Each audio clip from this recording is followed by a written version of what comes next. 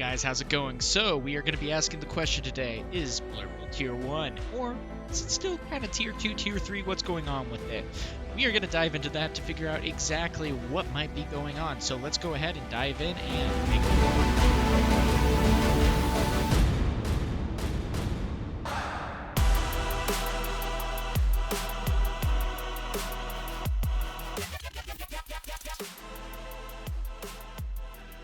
So with now the meta kind of leveling out, especially with the release of Azurite Sea being more than a month ago, it's going to be interesting to see how everything is changing. There actually is being a very wide meta, which is very cool to see. Now, on this picture here, we get to see, especially in this week 5 of the meta being now released with Azurite Sea, what's been going on, especially with the tops in tournaments. Now, the coolest thing to see about this is that it's actually doing pretty well. And of course, yeah, there are some pretty clear takers out there, Ruby Amethyst being one of them, but we are seeing some really interesting stacks starting to top. And one that we are going to definitely be talking about is going to be Blurple. Now, Blurple was actually a part of a pretty big tournament, 110 players here. And it was really interesting to see. Now, of course, we do have an Amber Steel Dwarven Mine that managed to take another top 8 position again. We've been seeing a lot more of that sliding into those DMs on the tops of these tournaments, which has been really interesting to see. Now, with that being said, Sapphire Amethyst, of course, right here, being the top 8, doesn't exactly say what position, 8th, apparently, by C. Anderson. Good job for him. And now, Blurple just in general is a very interesting deck. The main reason why, I really want to bring this up is because you kind of get the power of Amethyst, which is very meta relevant right now.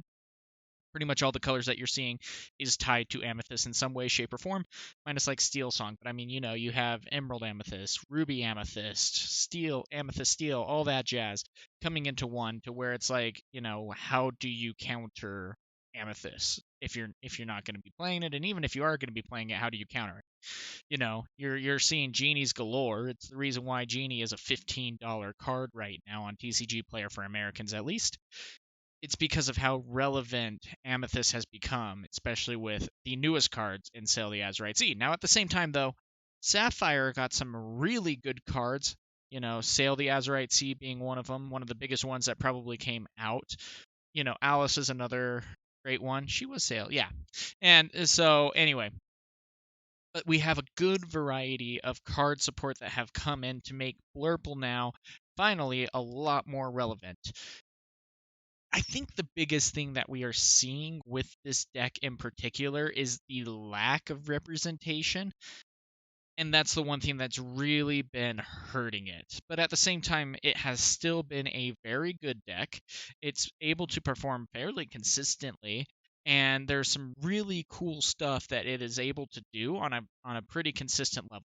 The hardest part, though, and the part where it probably falls short, is if it doesn't necessarily ramp, it's not going to be able to carry the momentum to help guarantee a win. That's probably the biggest thing. And so it's going to be really interesting to see exactly what it's able to do as it continues to gain more and more popularity. Now, of course, we've been seeing also a lot of people testing out Blurple. I've even gone against Blurple a couple of times on Pixelborn, and it's done all right. They did miss a couple of key draws, unfortunately, and we were able to take care of them pretty handedly. But we've also seen people like Alvin Lorgains, who has been, able to pilot this deck at locals and on Pixelborn as well, and has been able to do pretty well in piloting this deck and to be a force to be reckoned with when it comes to facing this guy. So, with that being said, though, we're going to dive into the deck list in particular. So, we have a Chernobog's Followers, Diablo, Magic Broom, Madam M Snake, Tipo, Madam M Fox, and Crab. Now, the biggest thing that's really cool too is Magic Broom is still being relevant. They're not necessarily replacing it with Diablo here. The nicest part about Magic Broom is that it is still a 1-drop that can come in. Then on the following turn, you can go ahead and pump it up with Crab to have 4 damage that can go into something, which can be pretty vital on the curve, especially for it being a 1-drop.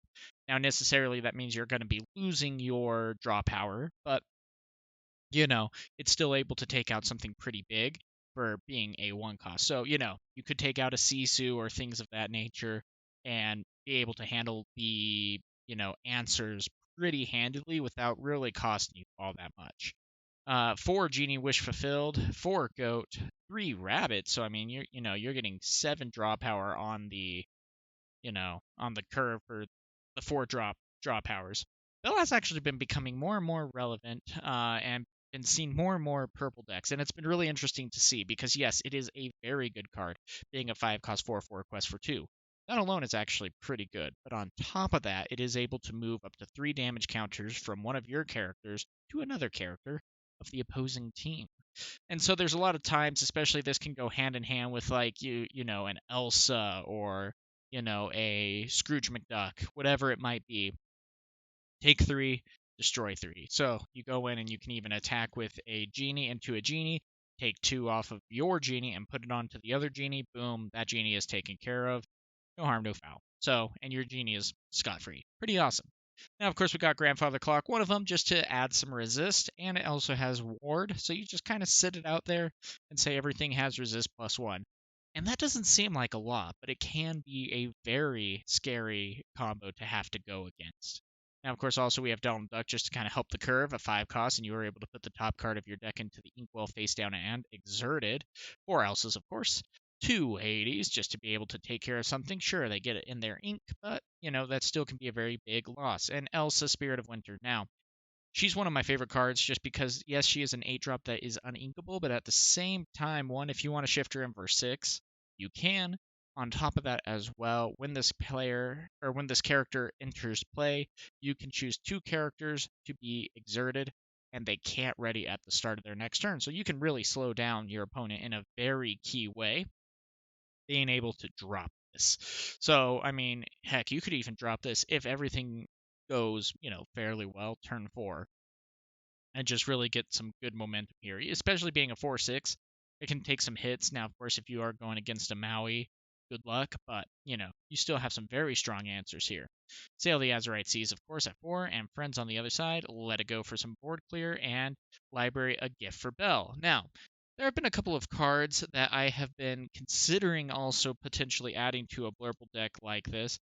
We've seen McDuck Manor being a pretty prevalent one. One that I have also been curious about testing a little bit more has been Rescue Ranger Submarine. It says that at the start of your turn, if you have a character here, you may put the top card of your deck into your Inkwell face down and exerted. The exerted part kind of sucks, not gonna lie, but the nice part is that it is a 2-drop enter for 1. And so you could put it in turn 2, turn 3, and start ramping up pretty easily, just automatically 1 a turn. You're not going to be gaining any lore, but you're going to be getting some good ramp in. And so that's something I've been wanting to test a lot more to see if this was something that could really help just speed up the deck and consistency. But we've seen a lot of really good stuff here, and so let's go ahead and take a look at some actual gameplay of Blurple real quick and kind of just see how it plays out. So we're going to be going ahead and playing some Blurple here with Lore Gains. He is here at his locals tournament that he is casting right now. And so it's going to be really interesting to see how it actually goes about. Now, of course, we do have him going against Ruby Amethyst, which is a pretty strong deck, topping pretty well in tournaments. Now, at the same time, he's already falling a little bit behind just because there is a Flynn Rider that is coming out with the 2/2, and he was unable to match that, but he is at least ramping with the Tipo, which has been really good to see. Again, coming turn 2, you generally do want to see a Azurite Sea or a Tipo. Azurite Sea is even a little bit better in this case, but, of course, if you don't draw it, a Tipo will suffice. And so we're going into turn 3. It is going to be 5-0, and the hard part is with Flynn Rider and the Sizu, things are going to be getting out of hand fast, and so, Blurple needs to find a response here, and that's going to be the hardest part for Lore Gains here. So biggest thing, though, is he's going to be inking another Bell to hopefully get some card draw, and he's going to be able to start getting some things moving.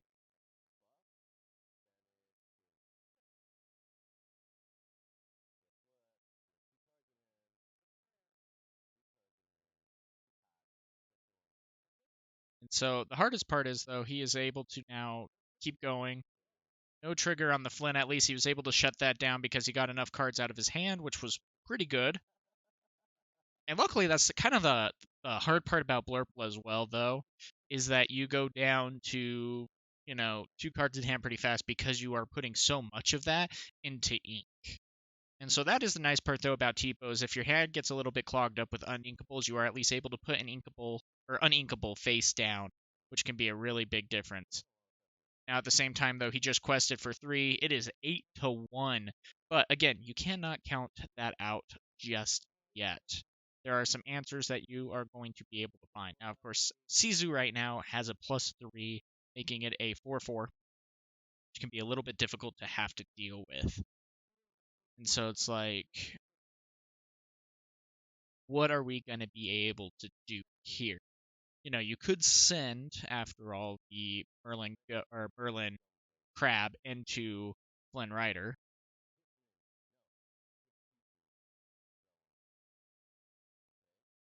Goes for the send. Manages to actually top deck something pretty solid here with a Fox. And again, though, he's just kind of in a difficult situation here. Unsure of, or, weighing his options at least for what he's going to try to do. He inks Fox, goes for 5, hits up the Elsa.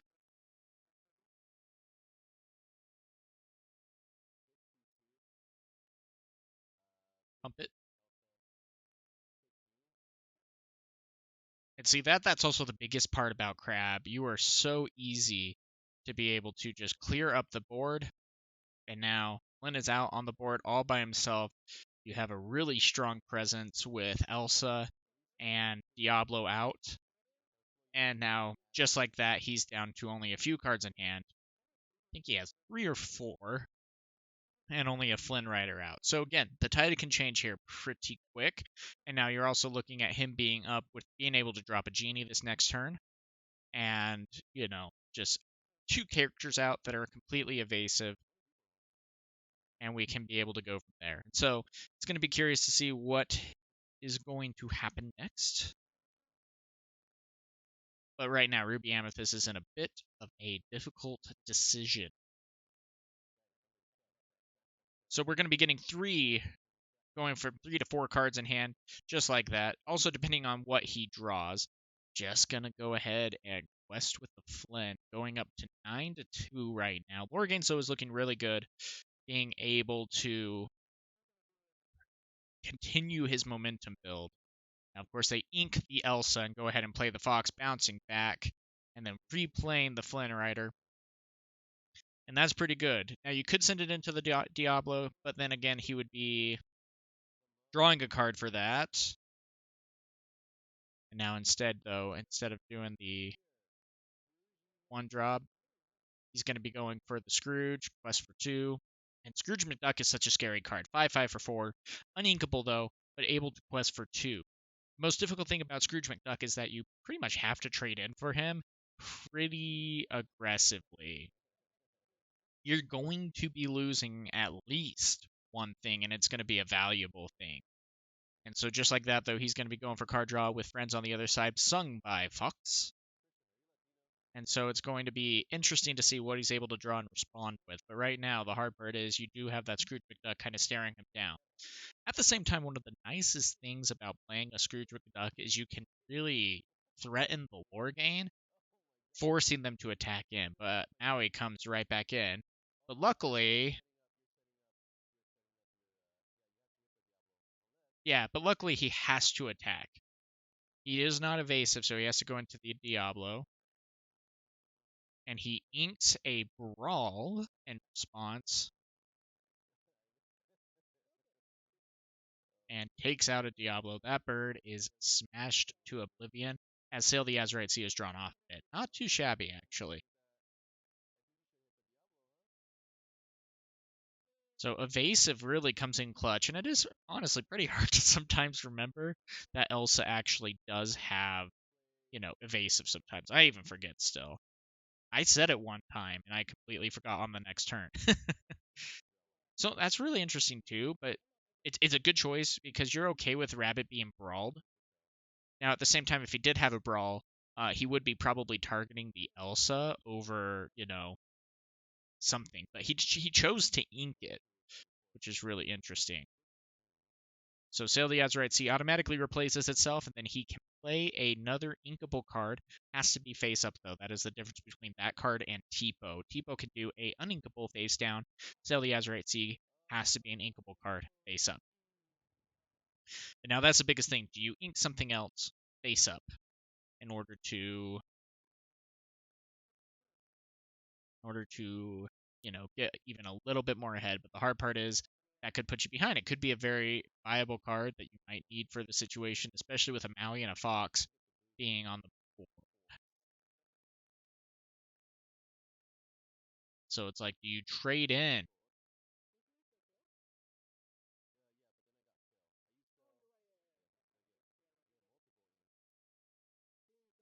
So there's a lot of decision making here, but he's going to go into Fox, which is a great choice because he's going to take 4 damage, but still be able to stay on the board.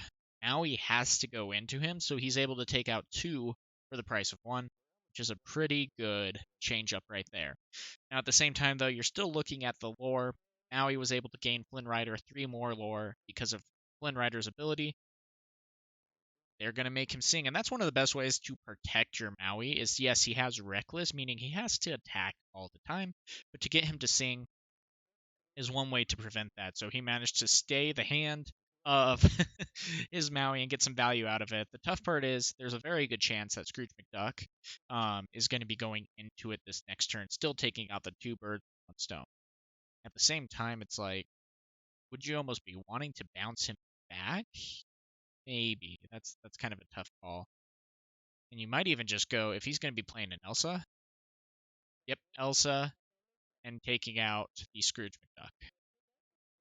And, that's a 5-5 trade, but unfortunately, that's going to mean that, Flynn Rider has a really good chance of being able to gain 3 more lore, putting him at 15. And so right now, Lore Gains is going to be needing to get some good momentum to somehow take care of the Maui, maybe even take care of the Flynn Rider. And that's one of the hardest parts about playing Blurple is you don't necessarily have the removal like Steel has, or like, what Ruby has, necessarily. And so you're kind of having to figure out ways to battle your way through these situations. Now, he managed to play Crab to boost it, his Rabbit +3 to take out the Maui, which is a really good turn. Also gets to draw a card right off the bat. And so, great way to take care of that. Flynn Rider is now taken care of. And now it is 6-12. And so you can see also, it's just really good momentum control. The library is going to be able to gain 1 lore a turn, inching him closer. And with the 2 genies in hand, he should be able to continue this momentum going, hopefully. The hardest part, though, is we also have to worry about the Be Prepared. We're getting into 7 ink territory. And so it's like, that's something that can become very prevalent and to really slow you down. And so you're almost questioning, what can you do? At the same time, I was almost going to be okay with sending even the Flynn Rider into the library to at least do 2 damage. If it does get taken out by the Elsa, Flynn Rider has kind of stayed his welcome and done a good amount of work. At the same time, though, the Elsa, of course, would take him out, and the Medusa is a +4. So, but in this case, he did have the Elsa response, and so he was able to still take out the Flynn Rider. And of course, the library now has 0 damage on it. So, kind of a tough situation here. And at the same time, you almost don't have a. Oh, nice. So that was actually a pretty good turn. Now, with that being said, though, you almost don't have a hard time sending in a snake into the fox. A 2 for a 3 cost. Not the worst. Genie for a draw card. Draws another genie. The opponent has 3 cards in hand, being able to get this done. And so it's been just a really interesting match. He's been able to find his answers pretty handedly, which has been awesome. They managed to trade Fox into Snake, which is good. And next turn, of course, Genie is going to be able to start questing without the fear of really being attacked by anything evasive. Now, at the same time, he still does have evasive cards in his deck that he can answer to. One thing that's actually been really interesting too, especially in tournament deck lists, we've been seeing Maui Fishhook popping up a lot more, being able to give your characters either +3 attack or evasive. Now, at the same time, you knew the Medusa was going to be coming back in. He still managed to get the card draw off at least, but that does hurt to pay for one card. But that's the power of Ruby Amethyst being able to bounce back your big stuff to be able to continue to clear the board. The hard part with that is it does seem to be a little bit slow, just in the sense of yes, you are able to take care of one thing, but that's really it. Being a 6 cost is tough. At the same time, though, he still isn't really playing any more ink. He doesn't have a Be Prepared in hand, but at the same time, when he does manage to get a Be Prepared, yeah, nice, good move. But when he does have the Be Prepared in hand, he can drop the 1 ink, Be Prepared, clear the board, call it good. And so that's really one of the biggest things you just got to be mindful of, because that can set you back further and faster than before. And you almost got to play a little bit conservative, especially with Blurple. You might not always have the consistent draw power that you are necessarily looking. In this case, Laura Gaines is doing a really good job being able to, yep, there it is, being able to have the cards in hand to be able to replenish his hand and get some things moving. So he did manage to draw another 1-drop. You still always have to be fearful of brawl on the genies. That's the hardest part, because genies are really good if they just don't get taken out by Zeuses, by brawls, and whatnot. So he's able to rebuild his hand, rebuild his board in 1 turn, playing 2 genies out, draw 2 cards, and being able to threaten to quest for 4 when the opponent is at 15, now 16 with the activation of Goat. And that's pretty good. He's playing another 2, bouncing back, getting to 17. And so he can go up to 18 this next turn, 19 if he is able to quest with Snake. And so right now, Lord Gaines is going to have to find some answers, being now 10 away from winning, 7 down from his opponent. He's got to find a way to be able to get this thing taken care of, especially with 7 lore on his opponent's board. That's going to be difficult to do. But he plays another genie out to draw another card out.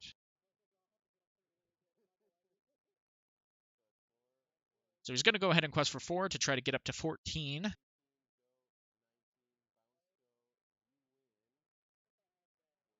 Now, one thing that we see in his hand also is the Baymax, one of my favorite cards to be able to play with this deck. Just being able to remove counters, damage counters from you to gain up to 2 lore every turn. Even when he quests, he can potentially quest for 4, removing 2 more damage. So you can attack into something, quest, call it good. Now, of course, Lore Gaines was able to play some Goat to get up to 15. Rabbit to draw a card. He doesn't quite have the answer, and Lore Gaines has next turn win. And so that's kind of the scary part there. He's going to be able to destroy something, but it's going to be almost too little, too late. He's at 20 exactly. And luckily, Lore Gaines was able to take him out, and he had a Goat and a Maui. And so, unfortunately, that's a tough loss to have, but a really good answer and a great gameplay from Lore Gaines. And so, again, this is just showing the power that Blurple does manage to have. Super powerful deck. Fortunately, I think it is low tier 1, if not high tier 2. The biggest thing that seems to be hurting it and slowing it down is going to be the fact that it is not being well represented yet. And I think that might be the biggest thing that is hurting it. Still, though, will we start to see it pop up more? I think so. I think we're going to start seeing it pop up more. It's going to probably feel a lot more like EA did in Set 5, where it's not necessarily super relevant, but you do see it entering into tournaments pretty consistently. And so I'm really curious to see how it's going to be able to do, and if it can potentially swing out a win and get a tournament win. If not, though, I really do think we are going to start seeing it a lot more and hitting the top 8 lists. And, who knows? We might even be able to see it take some really big tournaments. And I think once it does take one big tournament, if it takes a 100+ tournament and ends up pulling out a win, I really do think that it's going to start getting a lot more representation. Unfortunately, until that happens, I really do think it's not going to be very well played or represented. And that's going to make it really hard for people to make the leap over to something like Blurple when other decks can be a lot more consistent and a lot stronger. Anyway, guys, go ahead and tell me what you think about Blurple. Is it tier 1? Is it not just yet? Go ahead and let me know in the comments below, and I look forward to seeing you guys next time.